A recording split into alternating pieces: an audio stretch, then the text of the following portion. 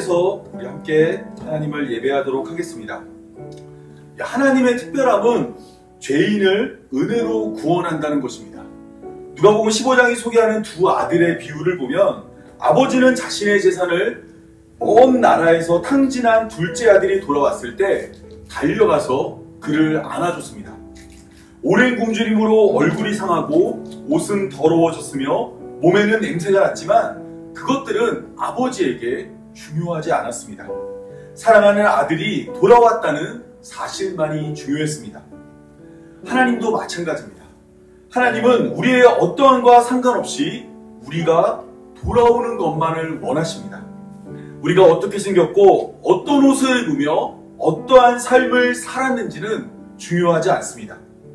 돌아온 둘째 아들에게 제일 좋은 옷으로 덮어주신 것처럼 하나님께서는 예수님이라는 하나님이 준비한 가장 좋은 옷으로 우리를 덮어주기 때문입니다.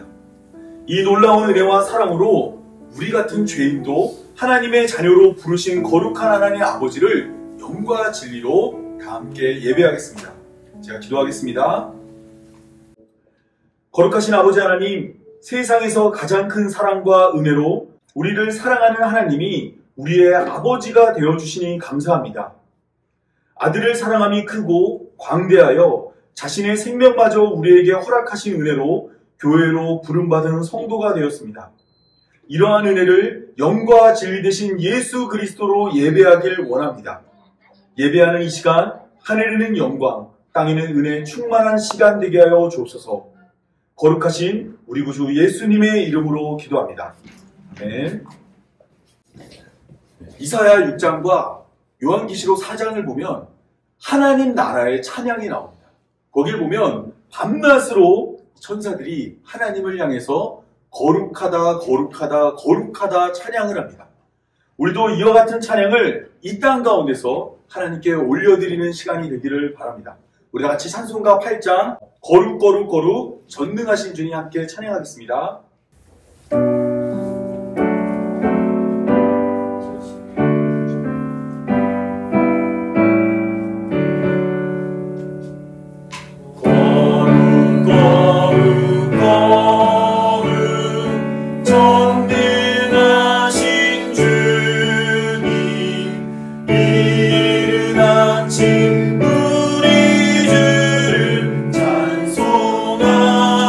찬송합니다.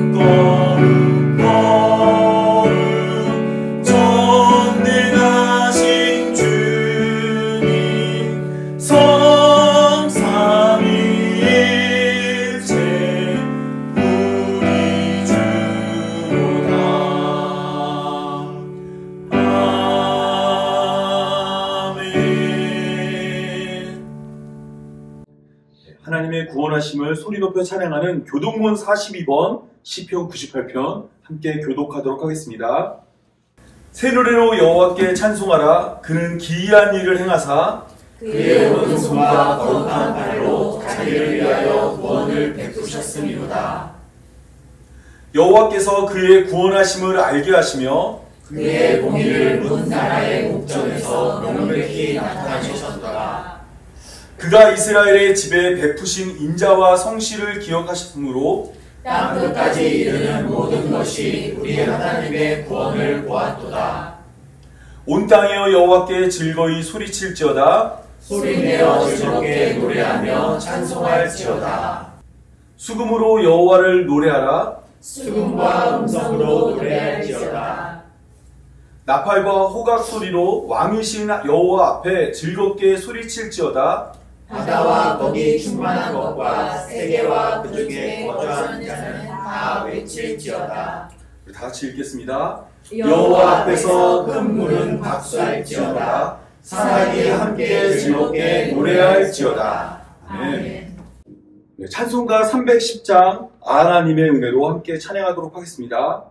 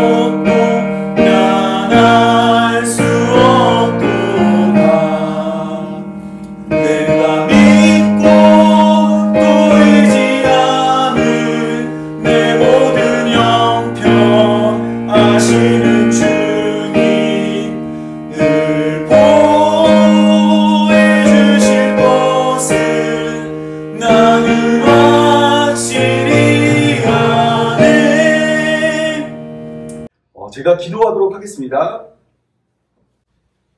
거룩하신 아버지 하나님, 우리를 죄와 사망 가운데서 구원하심으로 하나님의 거룩하심을 온 세상에 드러내 주심을 감사합니다. 사랑하는 자만 사랑하고 헌신하는 자만 칭찬하며 선한 자만 용납하는 세상에서 우리처럼 어리석고 부족하며 악한 자까지 바다처럼 넓은 사랑으로 불러주셔서 하나님 백성 삼아주심 찬양합니다. 한번 사랑하면 끝까지 사랑하는 하나님의 사랑으로 우리를 하나님 나라 이룰 때까지 우리와 함께하여 주옵소서. 거룩하신 아버지 하나님, 맛을 잃은 소금처럼 오늘날 많은 교회들이 교회의 교회됨을 드러내지 못하고 있습니다. 먹고 사는 일이 교회의 본질을 가리고 정치적 선동에 휘말리며 정의라는 이름으로 정죄를 일삼고 사랑의 기준을 낮추며 일주일에 한 번 예배하는 것으로 성도의 본분을 다했다고 여깁니다. 사람이 머리가 되어버린 교회들이 하나님을 몸처럼 부리려 합니다. 거룩하신 아버지 하나님, 길이요 진리요 생명 되신 예수님이 다시 우리의 머리가 되어 주옵소서. 몸의 잘못을 꾸짖어 주시고 자기 뜻대로 움직이는 손과 발을 결박하사 오직 하나님의 뜻이 하늘에서 이루어지는 것처럼 이 땅에서도 하나님의 뜻이 이루어지게 하여 주옵소서. 우리를 은혜로 구원하신 복음의 가치가 삶의 구석구석마다 넘쳐나게 하시고 일주일에 한 번만 기독교인이 아니라 날마다 예수님이 우리를 사랑하신 것처럼 서로 사랑하며 사는 성도 되게 하여 주옵소서. 거룩하신 아버지 하나님, 수고를 멈출 수 없는 이 땅에서 하나님이 다스리는 하나님 나라를 바라봅니다. 우리의 모든 눈물이 닦이고 아픔도 슬픔도 괴로움도 사망도 지나간 그 나라가 속히 임하게 하여 주옵소서. 성경의 약속대로 2000년 전 예수 그리스도를 보내주신 것처럼 약속대로 예수님을 다시 보내주옵소서. 이미 시작되었으나 아직 완성되지 않은 하나님의 나라가 예수님의 다시 오심으로 완성되어 예수님이 우리를 사랑하신 것처럼 서로 사랑하는 하나님 나라에 이르게 하여 주옵소서. 이 땅의 처음 교회처럼 날마다 마라나타 주 예수여 속히 오시옵소서를 외치며 서로 사랑함으로 하나님 나라를 기다리는 성도 되게 하시고 그 나라에서 그 나라의 이름으로 하나님을 높여 경배하는 교회로 부름받은 성도의 삶이 되게 하여 주옵소서. 거룩하신 우리 구주 예수님의 이름으로 기도합니다. 아멘.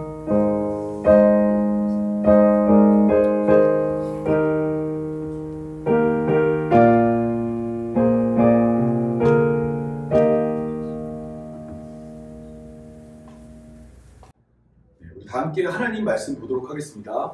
오늘 본문은 출애굽기 11장 1절에서 10절입니다. 우리가 지난 시간까지 출애굽기 10장을 살펴봤는데요. 출애굽기 10장의 내용을 살펴보면 9번째 재앙이 끝났고 이제 10번째 재앙이 시작됩니다. 우리 다 함께 출애굽기 11장 1절에서 10절까지의 말씀을 한 절 한 절 교독하도록 하겠습니다. 여호와께서 모세에게 이르시기를 내가 이제 한 가지 재앙을 바로와 애굽에 내린 후에야 그가 너희를 여기서 내보내리라. 그가 너희를 내보낼 때에는 여기서 반드시 쫓아내리니 백성에게 말하여 사람들에게 각기 이웃들에게 은, 금, 해물을 구하게 하라 하시더니 여호와께서 그 백성으로 애굽 사람의 은혜를 받게 하셨고 또 그 사람 모세는 애굽 땅에 있는 바로의 신하와 백성의 눈에 아주 위대하게 보였더라. 모세가 바로에게 이르되 여호와께서 이와 같이 말씀하시기를 밤중에 내가 애굽 가운데로 들어가리니 애굽 땅에 있는 모든 처음 난 것은 왕위에 앉아있는 바로의 장자로부터 맷돌 뒤에 있는 몸종의 장자와 모든 가축의 처음 난 것까지 죽으리니 애굽 온 땅에 전무후무한 큰 부르짖음이 있으리라. 그러나 이스라엘 자손에게는 사람에게나 짐승에게나 개 한 마리도 그 혀를 움직이지 아니하리니 여호와께서 애굽 사람과 이스라엘 사이를 구별하는 줄을 너희가 알리라 하셨나니 왕의 이 모든 신하가 내게 내려와 내게 절하며 이르기를 너와 너를 따르는 온 백성은 나가라. 한후에야 내가 나가리라 하고 심히 노하여 바로에게서 나오니라. 여호와께서 모세에게 이르시기를 바로가 너희의 말을 듣지 아니하리라. 그러므로 내가 애굽 땅에서 나의 기적을 더하리라 하셨고 모세와 아론이 이 모든 기적을 바로 앞에서 행하였으나 여호와께서 바로의 마음을 완악하게 하셨으므로 그가 이스라엘 자손을 그 나라에서 보내지 아니하였더라. 아멘. 성경은 처음부터 장과 절이 있던 책이 아닙니다. 13세기에 캔터베리의 주교였던 스티븐 랭털이라는 사람이 처음으로 장을 구분했습니다. 물론 그전에도 장을 구분하신 분들이 있겠지만 우리가 공식적으로 쓰고 있는 지금 장 구분은 이 스티븐 랭털이라는 분이 처음으로 하셨어요. 그리고 16세기에 출판업자였던 로베르토 에스티엔이라는 사람이 처음으로 절을 나누어서 출판을 했습니다. 그러니까 지금 저희가 사용하고 있는 장과 절은 성경이 쓰여지기 이전에는 없던 책이었어요. 몇 년 동안 성경에 장과 절이 없었을까요? 최소한 1000년이 넘는 동안 성경은 장과 절이 없는 책이었습니다. 그런데 장과 절이 생기면서 신앙생활에 많은 변화가 생겼습니다. 말씀을 인용하거나 말씀을 암송하기가 쉬워졌고 예배와 교육이 체계적으로 진행될 수 있었습니다. 평신도도 마음만 먹으면 누구든지 성경을 계속해서 연구할 수 있는 환경이 된 거예요. 그런데 장과 절의 구분이 항상 유익한 것만은 아니었습니다. 장과 절이 나눔으로 말미암아 본문의 맥락이 단절되고 저자가 말하고자 하는 핵심이 왜곡될 때가 있었습니다. 제가 왜 이런 얘기를 하냐면 우리가 오늘 나누고 있는 오늘 본문이 바로 그러한 본문이기 때문입니다. 오늘 본문은 출애굽기 10장에 이어서 11장으로 나누어진 이야기입니다. 그런데 오늘 본문은 장이 구분됨으로써 다른 사건들처럼 보이지만 사실 10장과 11장은 같은 장소, 같은 때에 일어난 일입니다. 9번째 재앙이 끝나고 10번째 재앙은 9번째 재앙이 끝나는 장소와 시간에서 10번째 재앙이 소개된 거예요. 그런데 이것이 장과 절로 나뉘게 되면서 그 내용을 온전히 파악하지 못하게 되었습니다. 그래서 오늘은 이러한 이해를 가지고 오늘 본문이 말하고자 하는 바가 무엇인지 함께 살펴보도록 하겠습니다. 출애굽기는 크게 두 개로 나눌 수 있습니다.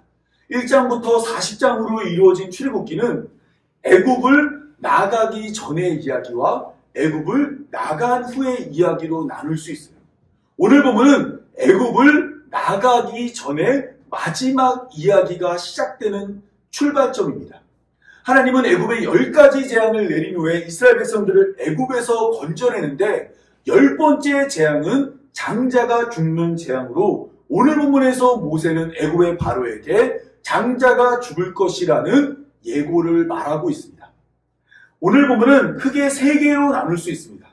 1절부터 3절에는 하나님과 모세의 대화를 소개합니다. 그리고 4절부터 8절까지는 모세와 애굽의 바로가 대화하는 모습이 소개됩니다. 그리고 마지막 9절과 10절은 누구의 대화도 아니에요. 출애굽기가 지금까지 있었던 모든 이야기를 해설하고 설명하며 정리하는 내용이 소개됩니다. 이러한 흐름을 따라서 세 개의 구조로 나누어진 오늘 본문을 함께 살펴보도록 하겠습니다. 출애굽기 11장 1절부터 3절은 하나님과 모세의 대화입니다. 하나님은 모세를 불러서 내가 이제 한 가지 재앙을 바로와 애굽에 내린 후에야 그가 너희를 여기서 내보내리라고 말하였습니다. 지금 남겨진 재앙이 몇 개라고 말하고 있는 거예요? 한 가지.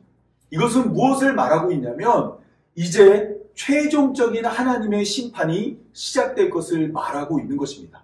9개의 재앙을 3개씩 묶어서 세 묶음을 소개한 후에 이제 다시 그들에게 3가지 재앙을 묶어서 주는 게 아니라 딱 한 가지 재앙을 행할 것이고 이 재앙으로 말미암아 이스라엘 백성들은 애굽에서 나가게 될 거라는 말씀을 하였습니다.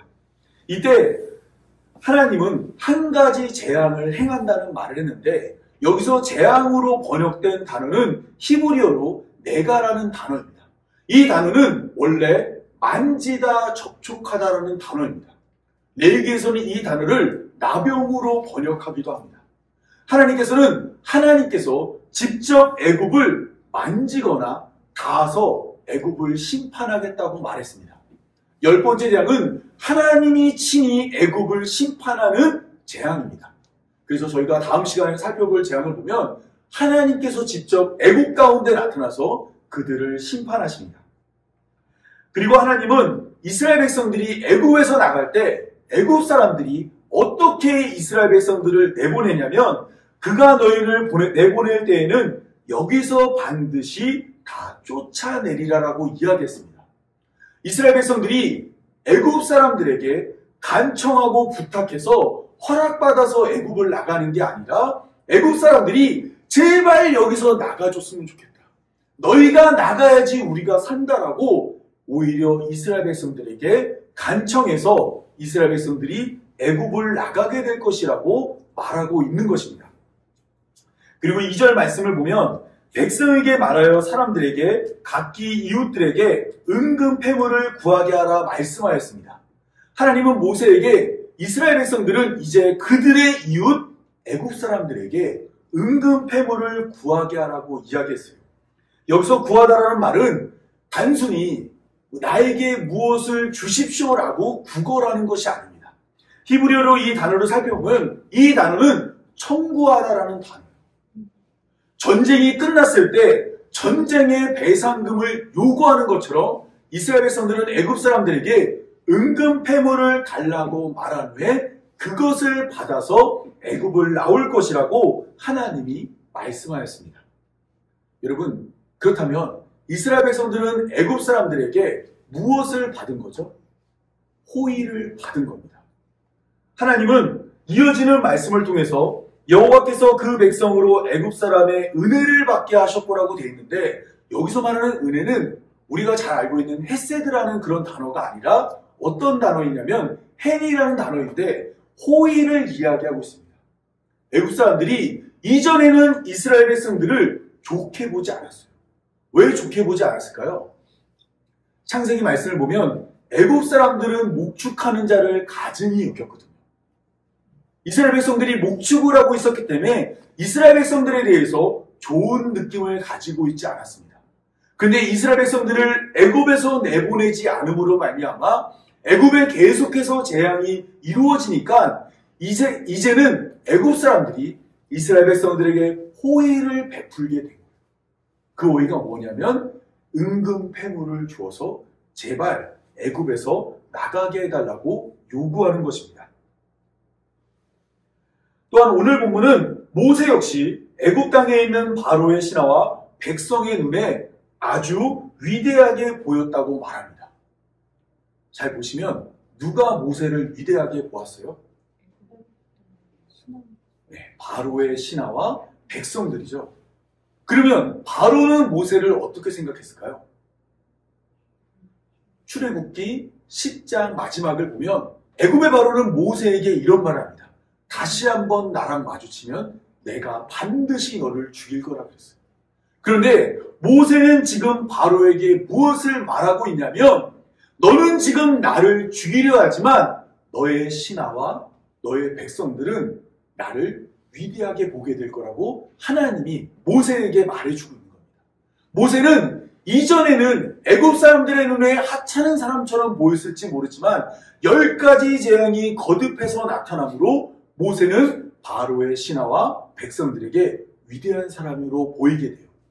그러면 왜 모세를 이와 같이 위대한 사람으로 보게 되었을까요? 당시에 애굽의 신하들과 애굽의 백성들은 누구를 위대한 사람으로 여겼냐면 원래는 애굽의 바로를 위대한 사람으로 보았습니다. 그런데 그러한 사람들이 이제 그들의 마음을 바꿨어요. 왜 바꾸게 되었을까요? 9번째 재앙으로 흑암이 애굽을 덮쳤습니다. 해가 떠오르지 않는 거예요. 빛이 없는 거예요. 그러면 바로의 신하들과 바로 애굽의 백성들은 당연히 태양신의 대리자였던 애굽의 바로가 태양을 불러와서 우리들을 비춰줄 거라고 생각을 했습니다. 그런데 하루가 지나도 이틀이 지나도 3일이 지나도 빛이 오지 않은 거예요. 이처럼 애굽의 바로는 자기 백성을 돌보거나 보호하지 못합니다. 근데 그것에 비해 모세는 어떤 사람이죠? 모세는 애굽에서 종살이하고 있던 이스라엘 백성들을 보호하고 살펴서 애굽에서 그들을 건져내는 겁니다. 때문에 바로의 신하와 백성들의 눈에는 모세가 이전과 다르게 보이게 되는 겁니다. 이전에는 하찮아 보였던 모세가 이제는 위대한 사람으로 보이게 되는 인식의 변화가 일어날 것이라고 하나님이 모세에게 말을 해준 것입니다. 이러한 대화를 들은 모세는 하나님의 말씀을 따라서 바로에게 이와 같은 말을 합니다. 여호와께서 이와 같이 말씀하시기를 밤중에 내가 애굽 가운데로 들어가리니 애굽 땅에 있는 모든 처음 난 것은 왕위에 앉아있는 바로의 장자로부터 맷돌 뒤에 있는 몸종의 장자와 모든 가축의 처음 난 것까지 죽으리니 애굽 온 땅에 전무후무한 큰 부르짖음이 있으리라라고 이야기했습니다. 9번째 재앙은 흑암이 애굽을 덮치는 이야기예요. 여기서 말하는 흑암은 단순히 물리적인 어둠을 의미하지 않습니다. 우리가 지난 시간 살핀 것처럼 성경에서 말하는 흑암은 어떤 것이냐면 하나님을 알지 못하는 상태예요. 하나님을 알지 못하는 자들이 어떠한 심판을 받냐면 바로 죽음에 이르게 됨을 오늘 10번째 재앙을 통해 하나님이 모세에게 바로로 하여금 이 이야기를 전하게 한 것입니다. 그래서 오늘 본문의 이야기는 언제 이루어지냐면 밤중에 이루어진다고 이야기하는 거예요. 왜냐하면 9번째 재앙에서 흑암으로 드러난 자들이 누구예요? 바로 애굽 사람들이거든요. 그들에게 밤중에 하나님의 재앙이 임할 것이라고 모세가 이야기를 했습니다. 이 재앙은 처음 난 것이 다 죽는 것입니다. 그러니까 사람만 죽는 게 아니라 가축에 처음 난 것도 다 죽는 거예요. 왜 하나님은 죽일 거면 다 죽이지 왜 애굽에 처음 난 것들만 죽이겠다고 말하고 있는 걸까요? 하나님께서는 왜 애굽에 처음 난 것을 죽인다고 말했냐면 우리가 이미 지난 시간 살핀 것처럼 10가지 재앙의 7번째 재앙부터는 천지창조를 역행하는 모습으로 소개됩니다. 그래서 7번째 재앙을 통해서 하나님은 우박을 이 땅에 내려서 이 땅을 혼돈 가운데 만들었어요. 혼돈은 구조가 없는 상태입니다. 그리고 메뚜기를 보내서 들에 있는 모든 곡식들이 사라지게 만들었습니다. 바로 공허한 상태로 만들었는데 공허는 모든 것이 비었다라는 뜻이에요. 그리고 9번째 재앙을 통해서는 이 땅에 애굽에 빛을 없애서 흑암에 가두었는데 이것은 어떤 의미라고요? 천지창조 때 빛이 없는 상태를 말하는 겁니다. 창세기 1장 2절이 천지창조 이전의 상태를 혼돈과 공허와 흑암이라고 말했는데 7번째 재앙, 8번째 재앙, 9번째 재앙을 통해서 혼돈과 공허와 흑암을 만드시고 천지창조를 통해 이 땅에 처음 생명을 만든 것처럼 10번째 재앙을 통해서는 애굽에 처음 난 것을 다 없애겠다는 겁니다. 그러면 애굽은 어떤 때로 돌아가는 거예요? 천지창조 이전과 같은 때로 돌아가게 만든 것입니다. 천지창조 이전과 같은 때로 돌아갔을 때 모세는 애굽 온 땅에 전무후무한 큰 부르짖음이 있을 것이라고 이야기합니다. 여기서 말하는 전무후무라는 것은 전에도 없고 다시 없을 것이라는 뜻이에요. 왜 이 재앙을 내리면서 전무후무하다라는 말을 했냐면 10번째 재앙이 최후 심판이기 때문입니다. 마지막 때가 와서 천지창조의 모든 것이 뒤집어지는 그때가 왔음을 말하는 겁니다. 그리고 그때가 오면 애굽에는 어떠한 일이 일어난다고요? 큰 부르짖음이 있을 것이에요. 여기서 말하는 부르짖음이라는 것은 외치다, 울부짖다라는 겁니다. 왜 그럼 사람들은 이 10번째 재앙이 일어났을 때 울부짖게 되었을까요? 왜 눈물을 흘리게 되고 소리치며 외쳤을까요? 그것은 바로 그들의 모든 첫 번째 난 생명이 죽기 때문입니다. 출애굽기 12장 30절을 보면 실제로 10번째 재앙이 행했을 때 이러한 일이 일어난다고 말하고 있습니다. 그 밤에 바로와 그 모든 신하와 모든 애굽 사람이 일어나고 애굽에 큰 부르짖음이 있으니 이는 그 나라의 죽임을 당하지 아니한 집이 하나도 없습니다. 모든 집의 장자가 다 죽어서 울부짖는 일이 일어난다는 겁니다. 그리고 동시에 그러나 이스라엘 자손에게는 사람에게나 짐승에게나 개 한 마리도 그 혀를 움직이지 아니한다라고 이야기합니다. 여기서 보시면 이스라엘 자손 사람들에게는 사람에게나 짐승에게나 개 한 마리도 그 혀를 움직이지 않는데요. 애굽은 큰 울음소리로 말미암아 엄청 시끄럽겠죠. 그런데 이스라엘 백성들이 거하는 고센 땅에는 개 한 마리도 그 혀를 안 움직여요. 여기서 말하는 개 한 마리도 혀를 움직이지 않는다는 것은 소리를 내지 않는다라는 관용구입니다. 애굽이 슬픔과 고통과 아픔과 괴로움으로 크게 소리칠 때 이스라엘 백성들이 고하는 거센 땅에는 아주 고요하고 평화로울 것이라고 모세가 이야기를 하고 있는 것입니다. 이것은 오늘 본문 6절과 7절을 비교함으로써 애굽 사람들의 크게 부르짖는 그 소리와 이스라엘 백성들이 거하는 그 고요함을 대조하고 있어요. 하나님의 심판이 임하는 날 세상은 큰 부르짖음에 괴로워하고 고통받겠지만 하나님의 백성은 고요하고 평안하다라는 이야기를 하고 있는 것입니다. 그런데 오늘 본문에서 사용되고 있는 부르짖다는 단어는 원래 처음에는 이스라엘 백성들에게 주어졌던 것입니다. 출애굽기 2장 23절을 보면 여러 해 후에 애굽 왕은 죽었고 이스라엘 자손은 고된 노동으로 말미암아 부르짖으니 그 고된 노동으로 말미암아 부르짖는 소리가 하나님께 상달됩니다. 원래 이스라엘 백성들은 요셉을 알지 못하는 왕이 등장하며 고된 노동으로 말미암아 부르짖었어요. 슬퍼서 울었고 괴로움에 외쳤고 너무 힘들어서 큰 소리로 하나님께 외쳤습니다. 이때 하나님은 그들의 소리를 외면하지 않고 그 소리를 들으셨습니다. 그래서 출애굽기 3장 7절에서 8절을 보면 하나님이 모세를 부르며 이렇게 말씀하십니다. 여호와께서 이르시되 내가 애굽에 있는 내 백성의 고통을 분명히 보고 그들이 그들의 감독으로 말미암아 부르짖음을 듣고 그 근심을 알고 내려가서 그들을 애굽인의 손에서 건져내고 그들을 그 땅에서 인도하여 아름답고 광대한 젖과 꿀이 흐르는 땅 곧 가나안 족속, 헷 족속, 아모리 족속, 브리스 족속, 히위 족속, 여부스 족속의 지방에 데려가노 하노라 라고 이야기합니다. 하나님이 이스라엘 백성들을 애굽에서 건져내는데 그 이유는 무엇이냐면 하나님이 그들의 고통받는 부르짖음을 들었다는 거예요. 이스라엘 백성들은 그러면 왜 고된 노동으로 말미암아 부르짖었죠? 애굽 사람들이 그들을 괴롭게 했기 때문입니다. 하나님께서 이것을 보시고 이제는 이스라엘 백성들의 부르짖음을 누구에게 옮기신 거예요? 애굽 사람들에게 옮기겠다고 이야기하는 거예요.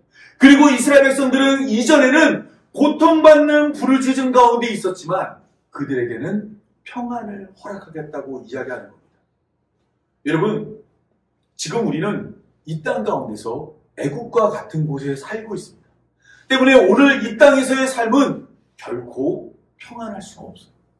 우리는 쉬지 못하는 삶 가운데서 매일매일 고통받으며 신음하며 부르짖고 있는데 애굽의 신들은 자기 백성의 부르짖음을 외면하지만 하나님은 자기 백성의 부르짖음을 외면하지 않으십니다.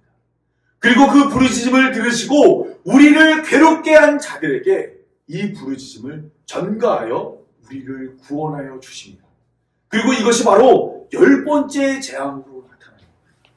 그래서 부르짖던 이스라엘 백성들은 평안 가운데서 구원에 이르고 이스라엘 백성들을 괴롭혔던 애굽 사람들은 도리어 그 괴로움을 당하게 되는 겁니다. 우리가 잘 알고 있는 시편 23편 잘 알고 계시죠? 거기 보면 마지막 날에 하나님이 우리를 어디로 인도하죠? 푸른 초장으로 인도해서 우리에게 먹을 것을 주시는데 어디 앞에서 먹을 것을 주시냐면 원수의 목전에서 상을 베푸십니다. 여기서 말하는 상은 우리가 상장이나 이런 상이 아니에요. 밥상이에요. 밥상. 하나님께서 원수의 목전에서 밥상을 베풀어 주세요. 지금은 원수로 인해 힘들고 어렵겠지만 하나님 나라가 이를 때 우리에게 평안이 임할 것이라고 이야기하고 있는 것입니다. 8절 말씀을 보면 이제 모세가 바로에게 너희 애굽이 이런 일을 당할 거고 우리는 평안할 거야 라는 말을 한 후에 이제 모세가 바로를 떠납니다. 근데 바로를 떠날 때 어떻게 떠나냐면 바로에게 심히 노하여 바로를 떠납니다. 그러니까 화를 많이 내고 바로를 떠나는 거예요. 그런데 민수기 12장 3절을 보면 모세는 원래 어떤 사람이죠? 온유함이 지면의 모든 사람보다 더한 사람입니다. 원래 모세는 화내는 사람이 아니에요. 모세는 굉장히 온유한 사람입니다. 그런데 10번째 재앙을 선포하면서는 모세가 바로에게 아주 화를 많이 냈다고 이야기합니다. 그럼 모세는 왜 화를 이렇게 많이 냈을까요? 출애굽기 7장 1절을 보면 하나님은 모세를 부르시면서 모세에게 이렇게 말합니다. 내가 너를 바로에게 신같이 되게 하였은지라. 애굽의 바로 앞에 모세는 신, 하나님 같은 자가 됩니다. 그러면 지금 10번이나 하나님의 뜻을 거절한 애굽의 바로에게 모세가 화를 냈다는 것은 사실은 누가 지금 애굽의 바로에게 화를 내고 있다는 거예요? 하나님이 애굽의 바로에게 화를 내고 있다는 겁니다. 모세 자체는 원래 화내는 성격이 아니에요. 화낼 사람이 아닌데 하나님의 분노하심과 하나님의 진노하심과 죄를 미워함을 드러내기 위해서 모세가 애굽의 바로에게 이와 같이 화를 냈습니다. 그리고 난 후에 모세가 드디어 바로를 떠나 10번째 재앙을 준비하게 됩니다. 그런 후에 출애굽기 9절에서 10절은 지금까지 있었던 모든 이야기를 정리합니다. 첫 번째 재앙부터 10번째 재앙이 시작되기 그 전의 상황을 모두 총정리하는 말을 이와 같이 말하고 있습니다. 여호와께서 모세에게 이르시기를 바로가 너희의 말을 듣지 아니하리라. 그러므로 내가 애굽 땅에서 나의 기적을 더하리라 하셨고 모세와 아론이 이 모든 기적을 바로 앞에서 행하였으나 여호와께서 바로의 마음을 완악하게 하셨으므로 그가 이스라엘 자손을 그 나라에서 보내지 아니하였더라. 그러니까 이 말씀은 10번째 재앙에 국한된 이야기가 아니라 지금까지 10개의 재앙을 소개하면서 총정리를 하는 겁니다. 하나님께서 모세에게 말하여서 처음부터 바로가 말을 듣지 않을 거라고 이야기를 했고 하나님께서 이를 통해서 애굽에 10가지 기적을 행할 것이고 모세와 아론이 기적을 바로 앞에 행해도 바로가 믿지 않을 것이고 결국에는 이스라엘 백성들을 보내지 않을 것을 하나님이 말했다고 이야기하는 거예요.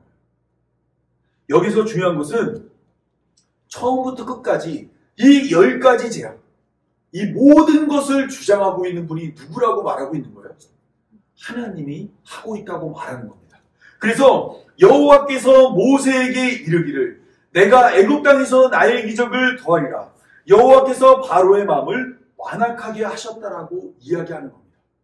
여러분, 지금처럼 이제까지 일어났던 모든 재앙을 정리하는데 이 정리하는 내용을 보면 여기에는 모세의 수고나 바로의 완악한 마음은 소개되지 않고 있습니다.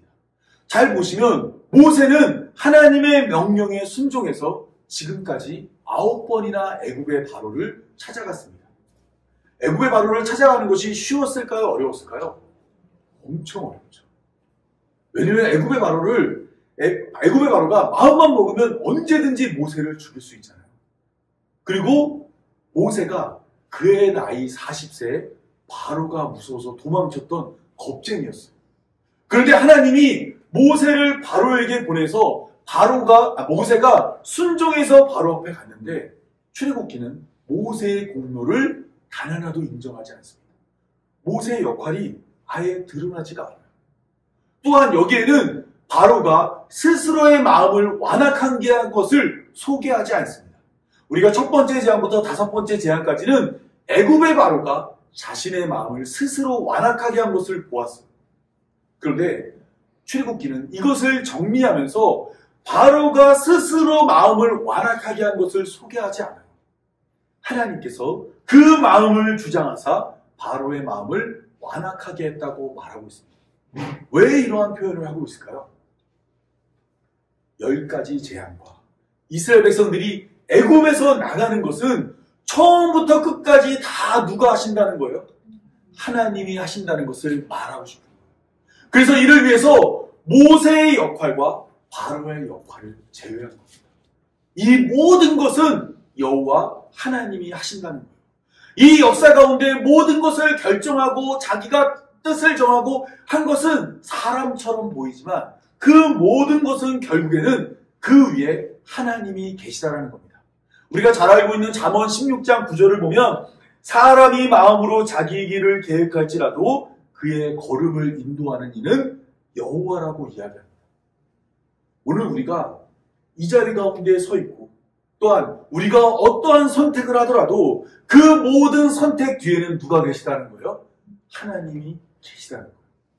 때문에 우리의 구원이 안전하다는 겁니다. 우리의 어리석은 결정과 잘못된 생각과 또한 죄를 짓는 우리들의 수많은 어리석은 잘못된 마음에도 불구하고 우리가 교회로 부름받아 구원에 이룰 수 있는 것은 우리의 허다한 죄를 다 알고 계시고 이미 계산하신 하나님이 계시기 때문입니다. 여러분, 모세는 처음에 하나님의 부름에 응하려고 했어요? 응하지 않으려고 했어요? 안 응하려고 했죠. 근데 하나님이 그러한 죄를 데리고 와서 하나님 백성 삼아주시고 마음을 완악하게 하는 바로의 마음을 주장하심으로 하나님께서 결국에는 이스라엘 백성들을 애굽에서 건져내십니다. 이 과정 가운데 사람들의 선택이 있어요. 근데 그 선택들마저도 하나님은 다 계산하신 거예요. 그럼 오늘 우리가 다양한 선택을 하며 살아가고 있죠. 이 선택들 뒤에도 그 선택들 위에도 누가 계시다는 거예요? 하나님이 계신 겁니다. 그리고 하나님께서는 결국에는 자기 뜻대로 우리들을 하나님 백성 삼아주십니다. 여러분, 이것이 바로 은혜로 구원에 이른다는 거예요. 오늘 본문에서 모세는 애굽의 바로에게 10번째 재앙을 예고했습니다. 그런데 지금까지 살펴본 10가지 재앙을 살펴보면 모세와 바로가 만날 때는 항상 장소 또는 시간이 소개돼요. 어디서 만났고 언제 만났다는 이야기가 모세와 바로가 만날 때 항상 나옵니다. 그런데 오늘 본문을 보면 10번째 재앙이 예고되고 있어요. 그런데 이들이 어디에서 만났는지 언제 만났는지는 소개되지 않습니다. 왜 소개되지 않을까요? 원래 바로와 모세가 만날 때는 항상 장소와 시간이 소개된다 그랬잖아요. 근데 오늘 본문에는 그런 내용이 없어요. 왜 소개되지 않을까요? 이것은 오늘 본문의 이야기가 10장 뒤에 붙여진 이야기이기 때문입니다. 장과 절을 걷어내고 문맥을 따라 읽어보면 모세가 바로에게 10번째 재앙을 예고하는 출애굽기 11장 4절에서 8절의 이야기는 출애굽기 10장 29절 뒤에 붙여진 이야기입니다. 애굽의 바로가 한 번만 더 내 앞에 나타나면 내가 너 죽이겠다 라고 이야기했어요. 이때 모세는 내가 바로의 말대로 다시는 당신 앞에 나타나지 않겠습니다라고 이야기합니다. 그리고 난 후에 오늘 본문에 소개되는 10번째 재앙의 이야기를 선포한 거예요. 그런데 출애굽기는 바로 이러한 연속되는 이야기 사이 가운데 1절에서 3절을 통해 하나님과 모세가 대화를 나눴던 이야기를 소개하고 있어요. 이거는 회상입니다. 회상. 왜 회상이냐면 여호와께서 모세에게 말씀하시되라고 시작되는데 그 이야기는 히브리어로 살펴보면 지금 진행되는 이야기가 아니라 이전에 했던 이야기라고 나와 있어요. 우리말로는 이게 잘 표현이 안 돼 있는데 1절부터 3절은 원래 하나님이 이전에 했던 말입니다. 그리고 이전에 했던 그 말을 회상한 다음에 4절에서 8절 말씀을 소개한 거예요. 왜 출애굽기는 4절에서 8절 말씀 앞에 1절에서 3절 말씀을 소개했냐면 바로 10번째 재앙의 주체가 누구냐면 하나님이라는 것을 말하기 위해서입니다. 하나님께서 이전에 이미 모세에게 10번째 재앙 행할 것을 말해주었고 이러한 뜻을 따라서 모세가 바로에게 이런 말을 했다는 것을 전하려고 했던 거예요. 뿐만 아니라 오늘 본문에 소개되고 있는 4절에서 8절 이야기 다음에는 9절에서 10절 말씀을 통해서 이제까지 일어났던 모든 재앙들을 정리한다 그랬죠. 여기도 마찬가지로 하나님의 주권을 강조하고 있습니다. 하나님께서 이 모든 재앙을 주장하고 있음을 보여주고 있는 거예요. 따라서 출애굽기 11장이 말하고 싶고 의도하고 있고 우리에게 전하고 있는 내용은 무엇이냐면, 이와 같이 이스라엘 백성들이 애굽에서 나가는 그 일은 누구의 손에 있다는 거예요? 하나님의 손에 있음을 이와 같은 구조를 통해 말하고 있는 겁니다. 그냥 단순히 이야기를 전개하는 것이 아니라 구조적으로 이 이야기 속에서 하나님의 주권을 발견하는 거예요. 하나님이 인도하고 있고 하나님이 견인하고 있고 하나님이 이끌고 있음을 오늘 본문의 구조를 통해 우리에게 말하고 있는 것입니다. 창세기 12장을 보면 하나님은 자식이 없는 아브라함한테 묵뼈를 보여주고 자식을 준다고 말했습니다. 그리고 아브라함이 이것을 믿으니 그것을 그의 의로 여겨준다고 이야기해요. 여러분, 이것이 뭐예요? 너무 중요한 말인데, 이신치, 믿음으로 의롭게 된다는 겁니다. 아브라함이 자식 준다는 약속을 믿음으로 의롭게 되었어요. 그런데 아브라함의 믿음은 몇 년이 갔을까요? 아브라함의 믿음은 딱 10년밖에 가지 않았습니다. 75세에 하나님의 부름을 받아 이 가나안 땅에 도착한 아브라함은 그곳에서 이와 같이 하나님의 말씀을 듣고 10년을 기다렸는데 자식이 없었어요. 그래서 여종 하갈과 동침해서 이스마엘을 낳았습니다. 이때가 아브라함의 나이 86세예요.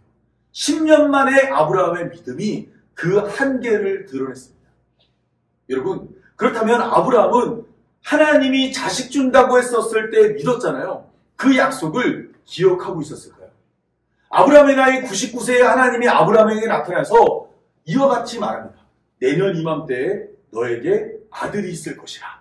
그랬더니 아브라함이 하나님께 뭐라고 그러냐면, 하갈이 낳은 아들 이스마엘이나 하나님 앞에 살기를 원하나이다라고 이야기해요. 그리고 내년 이맘때에 자식을 준다는 약속을 다시 말을 하자 아브라함의 아내 사라가, 나는 여성의 생리가 끊어졌으니까 도저히 그런 일이 있을 수 없다고 생각해서 아브라함의 아내 사라가 하나님의 말씀을 듣고 웃어버립니다. 하나님의 약속이 계속해서 진행됨에도 불구하고 아브라함은 물론이고 사라도 믿음이 없었어요. 그러면 하나님은 사람과 맺은 약속을 잊고 그 약속을 안 지켜도 사람은 할 말이 없어요. 그런데 하나님은 아브라함에게 실제로 1년 뒤에 이삭을 허락했습니다. 그리고 그 출생을 소개하는 창세기 21장 1절에서 4절 말씀을 보면 이와 같이 말하고 있습니다. 여호와께서 말씀하신 대로 사라를 돌보셨고 여호와께서 말씀하신 대로 사라에게 행하셨으므로 사라가 임신하고 하나님이 말씀하신 시기가 되어 노년에 아브라함에게 아들을 낳으니 아브라함이 그에게 태어난 아들 곧 사라가 자기에게서 낳은 아들을 이름하여 이삭이라 하였고 그 아들 이삭이 난 지 8일 만에 그가 하나님이 명령하신 대로 할례를 행하였더라. 이삭의 출생에 있어서 창세기가 강조하고 있는 내용은 여러분 무엇이라고 생각하세요? 하나님의 말씀이 성취되었다는 겁니다. 여러분, 이때 아브라함과 사라는 믿음이 있었어요? 없었어요? 믿음이 없었어요. 하나님의 뜻대로 살지도 않았어요. 그런데 하나님은 사람과 맺은 언약을 홀로 지켜서 구원해 주시는 겁니다. 여러분, 이러한 약속을 따라서 하나님은 이스라엘 백성들을 애굽에서 건져내십니다. 그리고 이러한 약속을 따라서 죄로 인해 하나님 백성 될 수 없는 자격 없는 우리들을 은혜로 건져 주시는 거예요. 우리가 한평생 하나님의 뜻을 따르지 아니하고 또한 심지어 하나님을 향한 믿음조차 없음에도 불구하고 하나님께서는 우리에게 예수 그리스도를 보내서 십자가에 달려 죽게 하심으로 우리의 구원을 이미 완성해 주었습니다. 그리고 우리를 계속해서 건져내기 위해 성경으로 우리를 깨닫게 하시고 말씀으로 우리를 깨우쳐서 믿음으로 인도하시는 거예요. 여러분, 바로 이러한 하나님이기 때문에 우리의 구원은 결코 실패할 수 없습니다. 우리에게 맡겨진 구원이라면 우리는 하루에도 수십 번 실패할 수밖에 없어요. 그런데 하나님께서 아브라함에게 이삭을 주기로 약속한 것처럼 우리에게 예수님 주시기를 약속하고 예수님을 허락하심으로 이 구원을 또다시 완성해 주었습니다. 하나님은 말씀하신 모든 것을 단 하나도 실패하지 않고 실수하지 않고 흘려버리지 않고 반드시 행하시는 분. 이러한 약속을 따라서 하나님께서 우리를 건져내신다고 말합니다.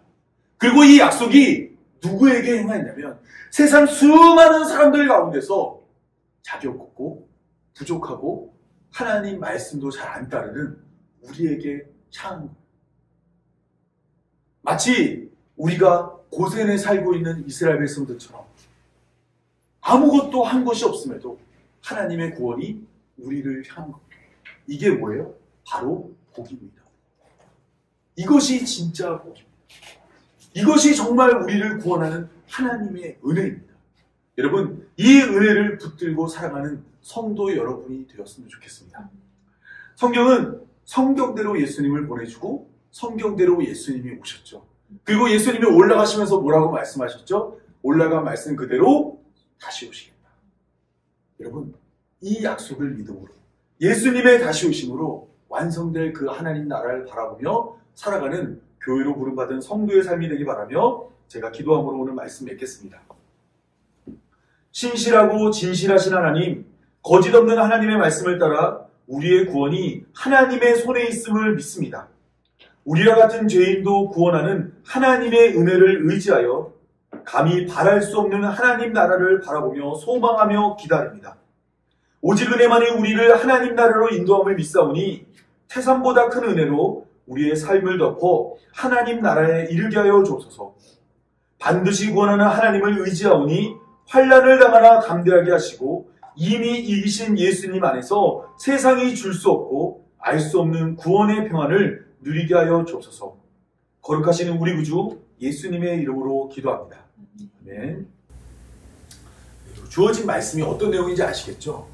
하나님께서 은혜로 우리를 반드시 구원하시겠다고 이야기하십니다. 같이 이러한 내용을 생각하며 찬송가 370장 주 안에 있는 나에게 함께 찬양하겠습니다.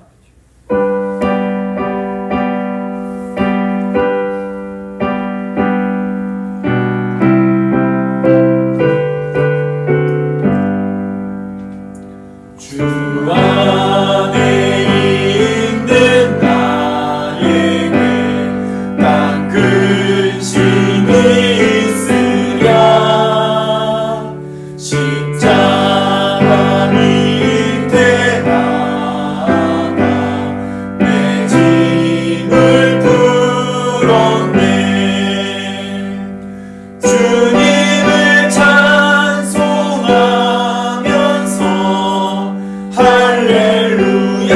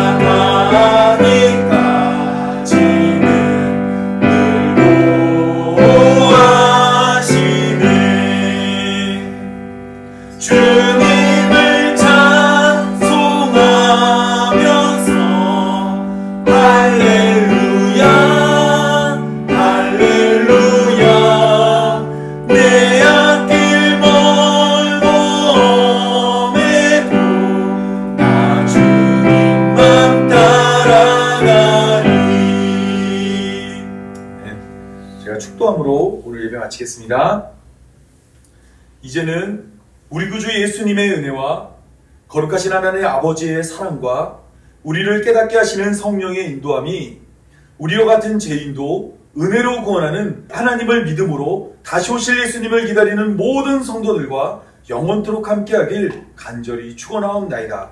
아멘.